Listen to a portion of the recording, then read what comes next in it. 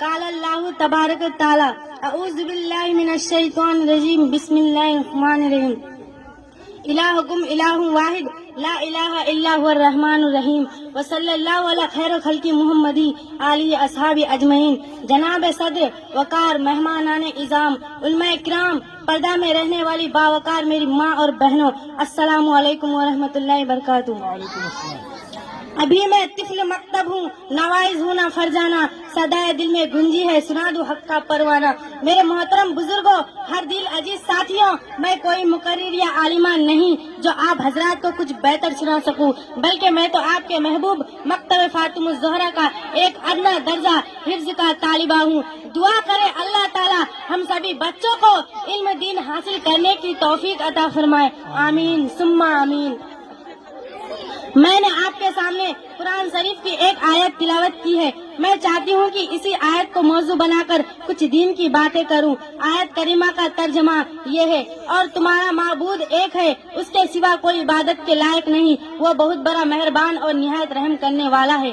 حضرات، تاریخ کے مطالعہ سے ہمیں معلوم ہوتا ہے کہ اس دنیا میں جتنے بھی پیغمبر تشریف لائے، انہوں نے اپنی اپنی قوموں کو توحید کی دعوت دی اور بتایا کہ خدا ایک ہے، اس کے برابر کوئی نہیں، اس نے کائنات کو پیدا کیا اور اسی طرح کائنات کی سب چیزوں کو پیدا کیا۔ آخر میں ہمارے پیغمبر محمد عربی صلی اللہ علیہ وسلم بھی توحید کی دعوت کو لے کر اس دنیا میں جلوہ افروز ہوئے اور پوری دنیا کو ان الفاظ میں توحید کی دعوت دی، یا ایھا الناس قولوا لا الہ الا اللہ تفلحوا۔ ترجمہ، اے لوگو تم لا الہ الا اللہ کہو، کامیاب ہو جاؤ گے۔ آپ کے اس دعوت پر بہت سے لوگ لبیک کہا اور خدا کی وحدانیت کے قائل ہو گئے، اور جس کی قسمت میں یہ ازلی بدبختی لکھی تھی وہ اسلام کی اس عظیم دولت سے محروم رہے اور اسی محرومی کی حالت میں اپنی جان و جان آخری کے سپرد کر دی۔ ہم اور آپ جو کلمہ پڑھ کے مسلمان ہوئے ہیں اس کے دو ٹکڑے ہیں۔ پہلے ٹکڑے میں ہم نے اسی توحید کا اقرار کیا ہے اور اس کا ہم نے مفہوم سمجھا ہے کہ خدا کے سوا کوئی عبادت کے لائق نہیں، سبھی کاموں کا بنانے والا وہی ایک خدا ہے، وہی مشکل کشا اور وہی رزق رسا، ساری پریشانیوں کا دور کرنا، راحت و آرام کی دولت سے مالا مال کرنا اسی ذات واحد کا کام ہے۔ کائنات کا اتنا بڑا نظام اسی ذات واحد کے اشارے پر چل رہا ہے۔ اگر ایک خدا کے علاوہ کوئی اور خدا ہوتا تو کائنات کا سارا انجام بدل کر دھرم برم ہو جاتا۔ قرآن شریف میں ہے لو کان فیہما آلہۃ الا اللہ لفسدتا۔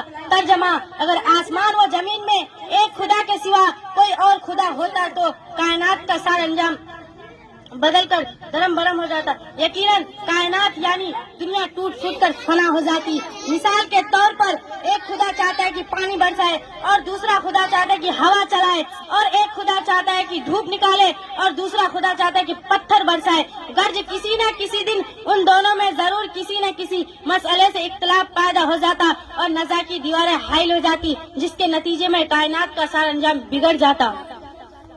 خدا کی وحدانیت کو سمجھنے کے لیے آپ یہ دیکھیے، جس طرح سے ایک پنچایت کے دو مکھیا نہیں ہو سکتے، ایک اسکول کے دو ہیڈ ماسٹر نہیں ہو سکتے، ایک وارڈ کے دو ممبر نہیں ہو سکتے، ایک انجمن کے دو سیکرٹری نہیں ہو سکتے، ایک مجلس کے دو صدر نہیں ہو سکتے، ایک ملک کے دو وزیر اعظم نہیں ہو سکتے۔ بتائے کائنات کا اتنے بڑے نظام کو چلانے کے لیے دو خدا کیسے ہو سکتے ہیں؟ حضرت علی رضی اللہ تعالیٰ عنہ سے کسی نے پوچھا کہ آپ نے اپنے رب کو کیسے پہچانا؟ تو حضرت علی نے جواب دیا کہ میں نے اپنے رب کو عزائم اور ارادوں کے ٹوٹ جانے سے پہچانا۔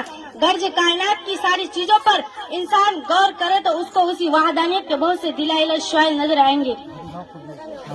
زمین و آسمان، آفتاب و مہتاب، چاند و سورج، ستارے و سیارے، دریا و سمندر، جنگل و پہاڑ، چشمے و جھیلیں، ندیے تالاب، بارش و شبنم، باغ و کھیت، کھلیانے مویشی، چرندے پرندے وغیرہ، یہ سب خدا کی وحدانیت کے زندہ مثالیں ہیں، جس کو دیکھ کر انسانوں کو چاہیے کہ ایک خدا کے قائل ہو جائے، سارے معبودان باطل کو چھوڑ کر ایک خدا کے سامنے اپنے سر کو جھکا لے، اسی میں کامیابی ہے اور اس کے علاوہ دوسرے راستوں میں ناکامیابی اور رسوائی ہے۔ خدا ہمیں توحید کا مت والا بنائے اور توحید کی دعوت کو لے کر سارے دنیا میں پھرنے والا بنائے، آمین۔ توحید تو یہ ہے کہ خدا حسر میں کہہ دے یہ بندی دو عالم سے خفا میرے لیے ہے، اتنا کہہ کر میں آپ سے رخصت ہوتی ہوں۔ ان کا آئینہ عمل میں جوہر ہستی ہے، ان کا آئینہ عمل میں جوہر ہستی ہے تمہیں موت کا ڈر، ہمیں تو خدا کا ڈر ہے۔ وما علینا الا البلاغ۔ السلام علیکم ورحمۃ